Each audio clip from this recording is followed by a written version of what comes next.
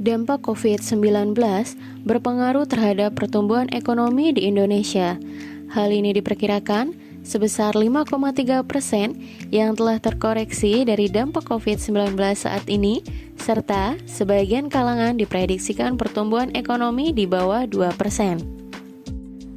Dampak akibat pandemi COVID-19 di Indonesia berpengaruh 3 sektor terkena dampak yang sangat serius, antara lain sektor pariwisata, perdagangan, dan investor. Dampak COVID-19 saat ini juga dirasakan oleh masyarakat yang menjalankan usaha mikro kecil menengah atau UMKM. Kami dari kelompok 3 akan melakukan wawancara langsung dengan para pelaku UMKM warung sembako di daerah Rawabuaya, Cengkareng. Kira-kira seperti apa ya dampak yang mereka rasakan secara langsung di saat pandemi COVID-19 dan setelahnya?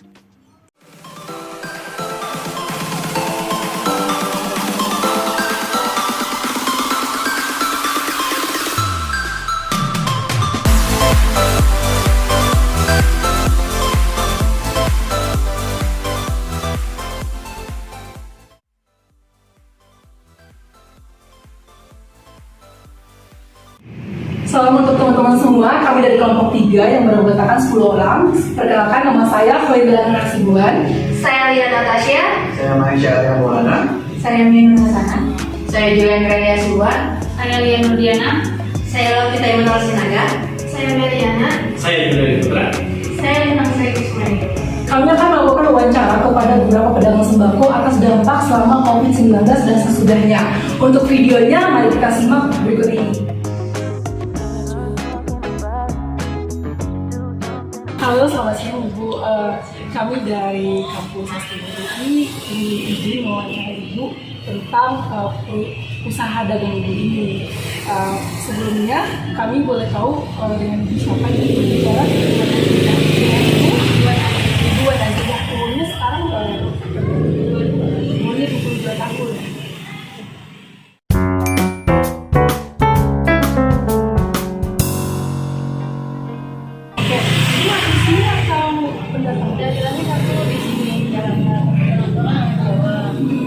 Oh, berarti tempat ini sendiri sudah bisa. Saya mau Kenapa memilih usaha sembako? Lebih nyantai aja, bisa ngurus anak, bisa ngurusin suami. Apa kalau kerja kan nggak bisa. Sejak kapan sih Ibu ini usahanya sudah berjalan gitu? Kalau ini kan aku cuma nerusin doang ya. Dari mama dia dari tahun 80-an. Aku baru ini. Mama udah lama banget dari tahun 80. Dia sekarang di kampung. Oh, mamanya sekarang lagi di kampung. Iya, aku di sini. Biasanya cetak barang-barang ini beli sendiri di pasar apa ada suppliernya? Belinya sih aja ya. Oh, beli aja. Belinya ya, kayak apa sih Bu tantangannya dalam menjalankan usaha dan sembako? Apa tantangannya dalam menjalankan usaha ini? Pesaing mungkin banyak. Iya, ada saingannya banyak lah. Terus Ibu ada strateginya marketingnya nggak? Kayak biar orang-orang pada beli kesini gitu. Apa harganya lebih murah? Oh, lebih murah. Harganya Baik, iya, soalnya kalau mahal juga kan orang nggak mau. Mendingan murah yang penting laku. Oh iya, itu untung dikit lah ya. Iya. Apa dagangan yang paling laku Bu di sini? Di sini esin. Oh, iya, SS Marimas, Popes gitu. Oh gitu. Bu, seperti yang kita tahu ya, baru-baru tahun 3 tahun terakhir ya, kita kan dilonggarkan itu. Pastinya kan ekonomi masyarakat juga menurun gitu. Nah, kalau Ibu sendiri apa sih yang dirasakan selama pandemi? Dan sesudah pandeminya apa itu perbedaannya? Waktu pandemi sih sepi gitu ya. Pendapatan menurun dan sekarang alhamdulillah udah rame. Sudah mulai kembali konsep awal gitu ya Bu ya? Ibu, kami boleh tahu nggak untuk omset per harinya itu berapa atau per bulannya? Nggak nentu sih. Dan itu ya, jadi kayak ada naik turun gitu. Iya. Kalau selama pandemi ini Bu, kan banyak tuh kayak karyawan yang di-PHK, misalnya anak-anak kosan atau kontrakan di sini gitu. Kalau mereka mau kasih itu biasanya strategi kayak gimana? Nggak boleh sih. Oh, nggak bisa. Apalagi kayak rokok kan paling modalnya dikit. Oh ya, Ibu untuk harapan kedepannya apa sih Bu untuk usaha dagang ini? Lebih maju lagi. Lebih maju. Iya, lebih rame. Iya. Kita lagi nyicil-nyicil belinya, mudah-mudahan bisa bisa beli sedus. Oh, amin. Untuk nyetok barangnya nanti mau dibanyakin lagi gitu ya, Bu. Ibu punya harapan nggak untuk generasi muda sekarang ini untuk menjalankan usaha sembako? Apakah itu masih pilihan yang bisa dijadikan pilihan untuk para pemuda nanti untuk menjalankan usaha sembako? Generasi muda sekarang gitu kan, anak-anak muda yang sekarang tuh banyak yang udah kerja, banyak juga yang masih nganggur gitu. Nah, apakah ibu menyarankan untuk menjalankan usaha dalam sembako ini? Karena apa tuh, Bu? Kenapa ibu bisa menyarankan usaha dalam sembako Karena ini? fleksibel ya, Iya, bisa Mungkin urus rumah tangga. Iya. lebih cocok ngurusin anak. ke ibu rumah tangga kali ya, lebih cocok Iya. ke ibu rumah tangga. Kerjaan samping penampilan. Bisa kerja sampingnya masih Iya. Kerjaannya bisa dikerjain, nggak makan juga. Kalau ramenya itu sekitar jam berapa, Bu? istirahat di 12. Oh, jam 12 itu sudah mulai. Sama pagi sama jam jam 6. Orang-orang kan belum pada buka, ini mau udah buka, jadi biar pada nyarinya ya udah buka kan. Oh, jam setengah itu mungkin udah buka jam 9 pagi. Iya. Tutup itu jam berapa? Ada jam 9, kadang jam 10. Oh gitu. Ibu, kembali ke topik yang pandemi tadi. Apakah menurut Ibu itu memberikan dampak yang sangat kepada usaha dagang ini? Menurut Ibu itu kita usaha 70% atau berapa? Itu mungkin pengaruhnya. Juga parah-parah banget kan. Oh iya Ibu, terima kasih sebelumnya karena sudah memberikan kesempatan.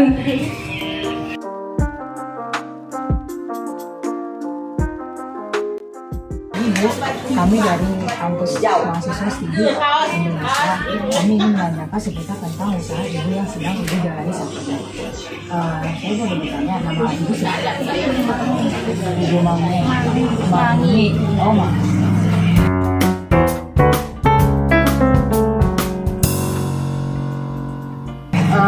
Ibu usaha ini udah berapa lama dijalankan?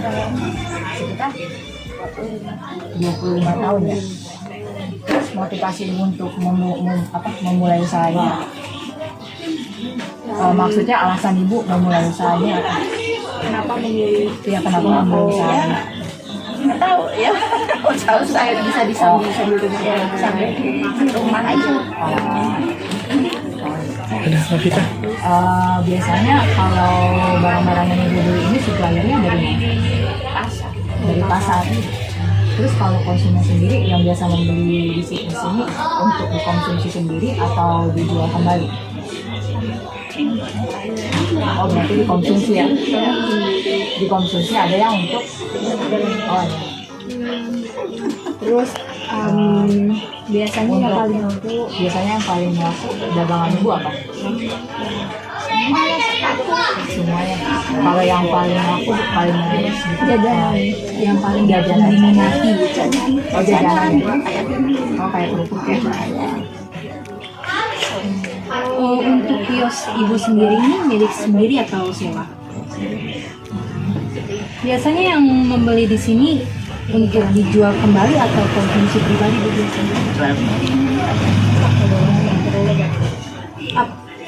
Apakah nggak dagangan yang paling laku di sini?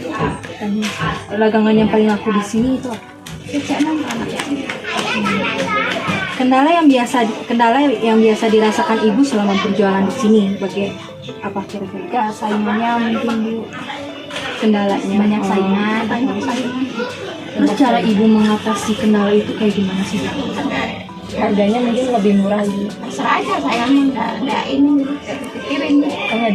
Jadi biarin aja ya Bu ya. Jadi nggak kalau ada pedagang dateng iya rezeki udah yang jadi atur ya Bu ya.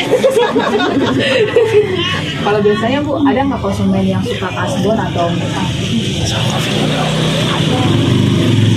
Terus ibu tapi ngasih juga gitu. Apa ibu misalnya kalau ada ibu orang-orang yang kasbon dulu milih-milih nggak sih Bu orangnya? Orang-orang nggak sama. Ya Yang sih. bandel yang tak bayarnya banyak. Yang penting bayar aja ya Bu. Yang penting bayar utangnya segini. Kira-kira untuk pendapatan ibu per harinya itu berapa? Nggak tentu ya.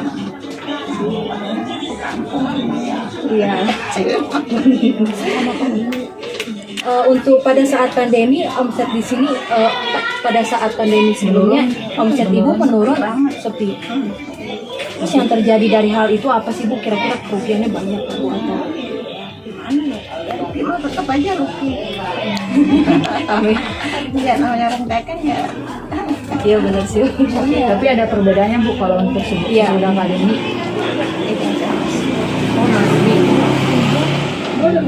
Tapi kalau untuk sekarang dibandingin sama pandemi yang dulu udah berbeda ya, Bu, lebih bagus yang sekarang. Iya benar Bu, semua juga orang ngerasain pasti ya.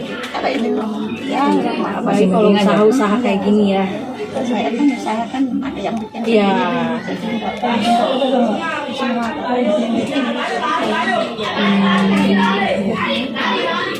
Untuk harapan ibu sendiri untuk usaha ibu ke depannya ini apa?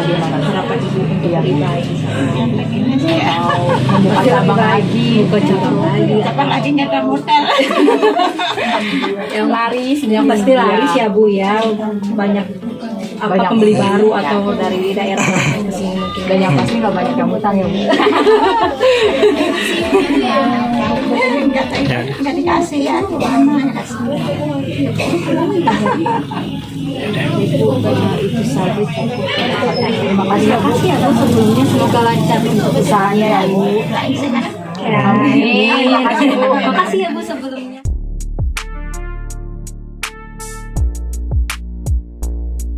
Pagi Bu, selamat mengganggu. Sebelumnya kami dari mahasiswa STIGI atau Sekolah Tinggi Ilmu Ekonomi Bisnis Indonesia Kalideres. Perkenalkan saya Julio, ini kawan saya. Saya Lintang Sari. Saya Di sini kita mau bisa dibilang wawancara dan sharing juga nih terkait kondisi usaha ibu selama masa pandemi COVID. Sebelumnya dengan ibu siapa? Bu Dewi Bu Dewi aja panggilnya. Oke deh. Oke, Bu Dewi, untuk usaha ibu ini berapa jalan? 30 tahun ya Bu ya. Udah lewatin banyak masa berarti ya Bu ya. Dari kericuhan dan segala macam udah lewat ya Bu ya. udah dilewatin. Iya, alhamdulillah.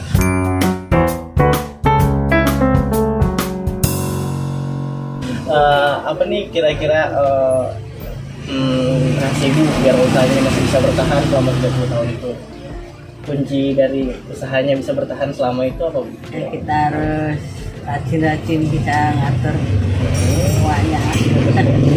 Oke, mungkin Ibu, maaf sebelumnya kalau boleh tahu kenapa nih Ibu memilih usaha jualan sembako ini?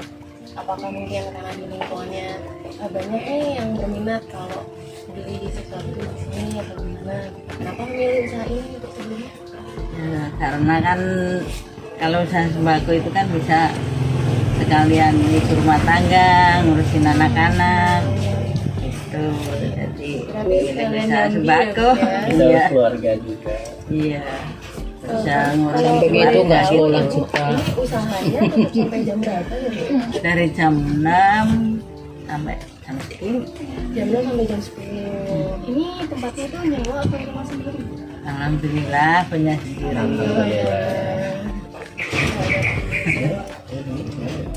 Kalau boleh tahu tuh ini kan barangnya banyak nih Bu ya, kayak rokok dan lain Tinggal sebagainya. sedikit. Ini kalau boleh tahu ini Ibu beli sendiri ke supplier atau ada yang nganterin untuk stok ke sini? Ada beli sendiri, ada online, ada Oh, pakai online sales-sales juga ya? datang gitu.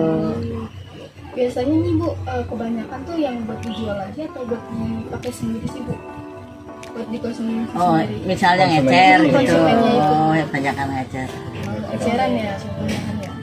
Ada juga banyak yang kayak semacam gas, aqua, ya sampo-sampo, kopi-kopi kan untuk dijual lagi. Di sini Bu dagangannya yang paling laku apa ya Bu? Rokok Oh, rokok.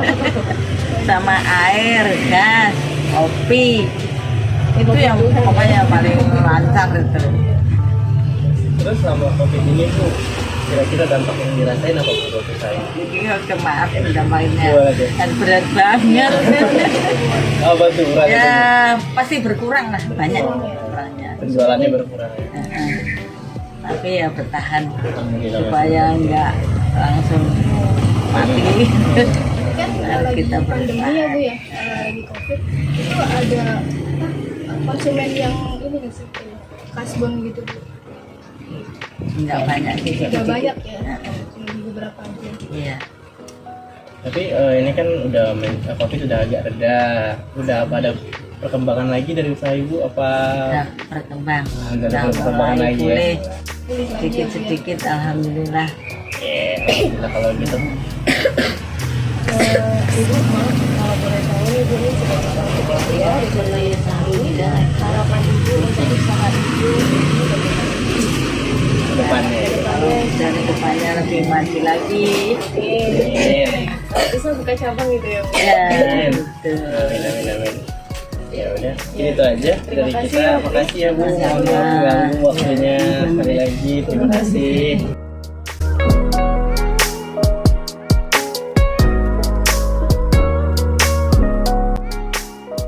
Kesimpulan dari wawancara yang dilakukan, di mana hasil dari wawancara tersebut, Ibu Azizah, Ibu Mangi, dan Ibu Dewi menyatakan turunnya daya beli masyarakat membuat pendapatan mereka menjadi berkurang. Bahkan, beberapa pedagang tersebut mengalami kerugian dari pandemi ini.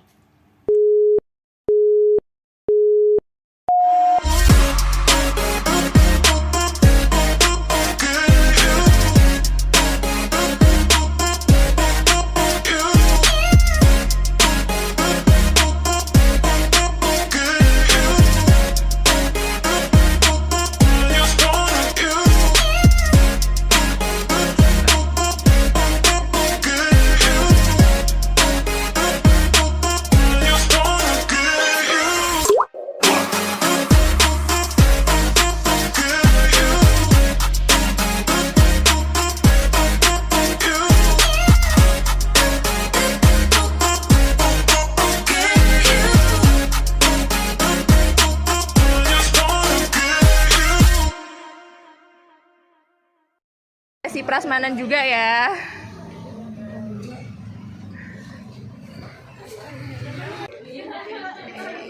Iya lagi kondangan.